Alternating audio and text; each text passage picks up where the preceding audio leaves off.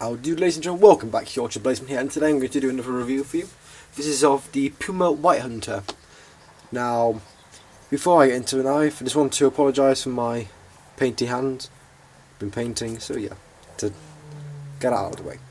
So, Puma is a German company, and this knife is a hunting knife. What you have a leather sheath with a stag handle, with a belt loop here and a strap. Unfortunately the strap broke. We have the model number there, made in Germany, model number, and we have a lanyard hole here, double stitching, and we have a button clasp with Puma soling written there, and with the Puma head and logo.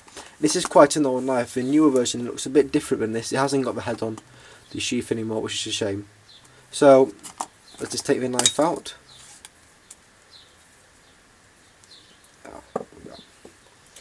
Let's just do a size comparison. Here we have a Victorinox Nomad. Here we have a Filman Apario. That's one side, and finally we have the ICell Big Daddy. It's not called a Big Daddy, it's a just called an ICell pocket knife, but I call it a Big Daddy because it's the biggest one they do. It's a massive folder. Anyway, so this is a very big knife, as you can see from the size. Now, before I go into the length of it, let's go over the features this knife has. As I said, this is a stag horn handle, and as you can see, it is quite thin, the handle. It's not a very thick handle and it's not a very big handle, but to be honest with you, it keeps a nice grip in the hand. I'm trying to zoom in, we'll try and show up the nice stag clearly.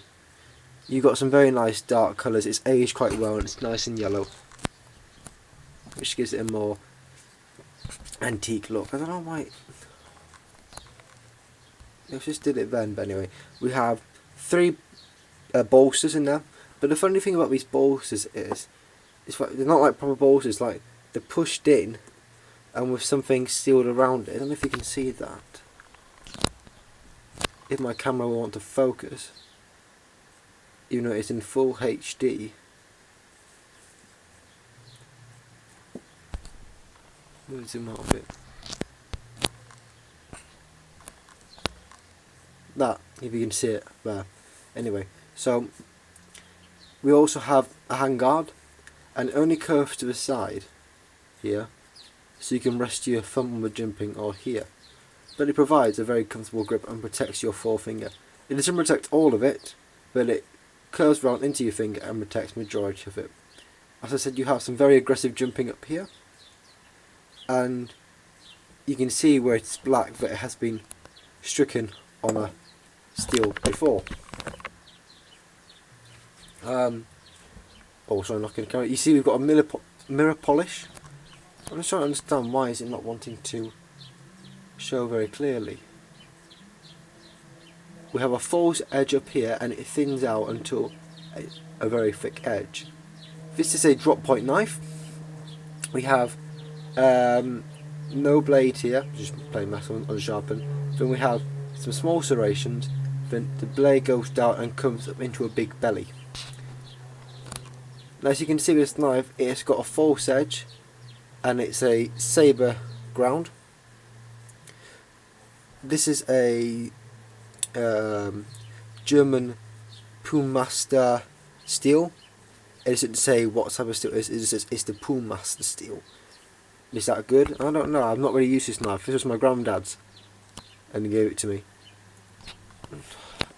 I think the lighting's quite bad, that's why it's not really focusing, but it just says here Puma White Hunter, handmade, 6th model, 6.3, I think this is number 6377, genuine Pumaster steel, W Germany. That must mean West Germany, I believe, and it's plain edge here. I don't think it's a stainless steel because you have some of this black marking on it, and it's not it can't be rust. I just don't know what it is. Right, I'm just trying to Right, just trying to sort things out here. My camera is funny. I think it's just a light that's affecting it, or maybe the lens is dirty. I don't know. But anyway, let's go on through some specs. If I can find my ruler, here it is. So the overall length of this knife is 27.5 centimeters, which in inches is 10.7. The blade length from the hilt is 5.5 inches, and in centimeters that is just over about 16.5. Wait, no, sorry, my mistake. About 16.4, just a millimeter off. The serrations are 3 centimeters. So 3 centimeters take up the actual serration, and from the end of serrations to the blade, it is 13. The thickness of the main bit of the blade here is 0.5, and that's a very thick blade, and to just before the tip it is 0.2. You have 2 centimeters of jimping, and it is 0.7 millimeters. The handle width is 2 centimeters, and the length of the handle is 10 centimeters up to here, not where the hilt is. So as I said, you have a lanyard hole in the hilt of the handle, and it thickens out at the end. The thickness of the end is 2.3 millimeters.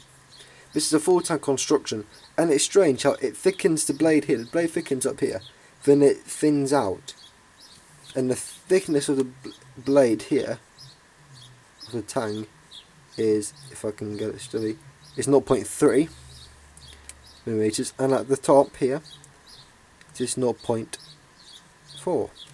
Strange that. I wonder why that is.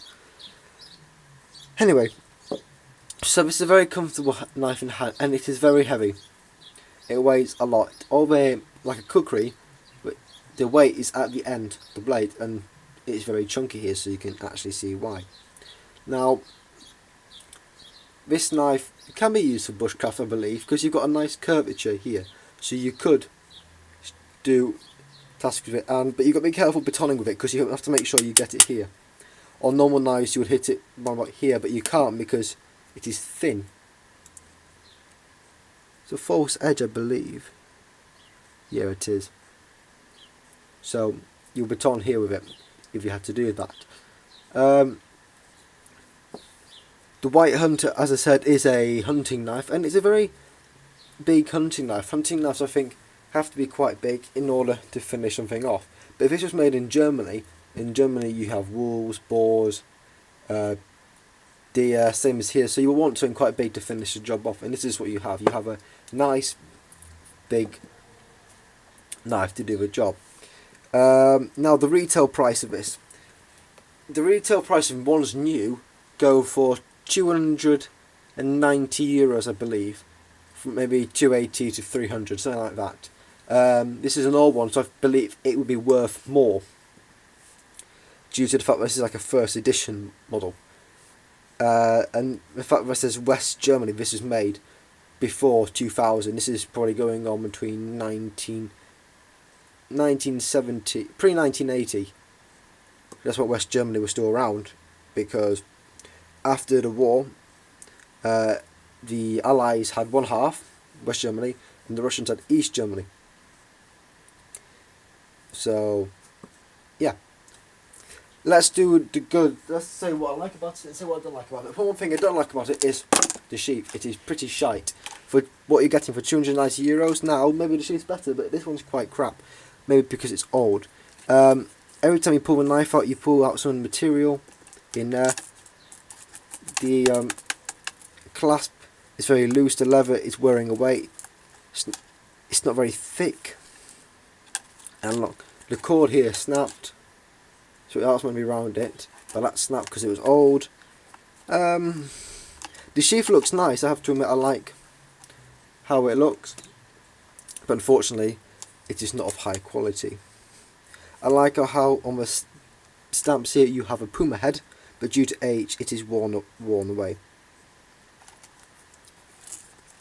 But I also do like how it has the card there. It's Velcro, maybe this is for extra grip if you had a Velcro on your belt, I don't know.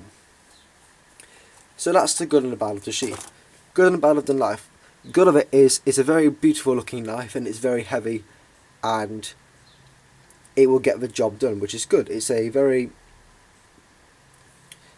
it's a practical knife, but it does have some flaws. For instance, these serrations here aren't really going to do much because they're just very small. It's like you're not going to, and you've only got a bit that you're not going to maybe saw a little log like a branch, maybe a twig, but you can easily snap that. Or if you have an axe, use that. Or you can even just hack it down with the blade itself because it's very heavy. This false edge, I'm not sure what it's there for, maybe for styling. If anyone knows, let me know down below, but I think it's a waste of time because you could have a thick blade there and use it for batoning. The shape of the blade, I like how it swoops down and swoops up. It also reminds me of, if anyone played Call of Duty World at War, the character Reznov, I forgot what mission it was. I think it was a tank mission. At the end you get onto a train and Reznov has a machete and it's got a similar type blade to, like, if you know what I mean. I think people might know what I mean. If not, oh well, maybe it might just be me. But I do like how the blade looks. Also the jimping is of high quality and is very good. So you can easily get and it feels comfortable actually. It's just going like this. I said the blade feels comfortable in a forward grip, in a side grip, not in a reverse grip, but you won't be holding the knife like this. It's not a stabbing blade because it's a drop point. It's for skinning and dealing with animals. What else? The tang, not a tang, the guard is also quite nice. This is a very nice looking knife, but it does have some flaws with it. Unfortunately, Puma has some little niggles with it that I don't really like. Such as serrations, I said, the sheath and this false edge. Even though you've got a small guard, you know, the blade's not really falling out. I don't feel I can feel comfortable with it using it. Shit, what did I hit? I must hit into something. And I have actually chipped the blade. You can see that there, a little chip. Blade retention. Yeah, therefore, after just that, I don't even know what I hit, but it's just buggered it up. No. Try it. So yeah, bad. Don't like it now. Anyway guys, thank you for watching this video of the Puma White Hunter. I hope you enjoyed it. If you did, give a big thumbs up. Give me more extreme than that. Subscribe to my channel because it will really help me grow. And I really would appreciate this. This has been a review of... can't speak now. So yeah, this has been a review of the Puma White Hunter. I have been your host for Yorkshire Blazeman. And I shall see you next time.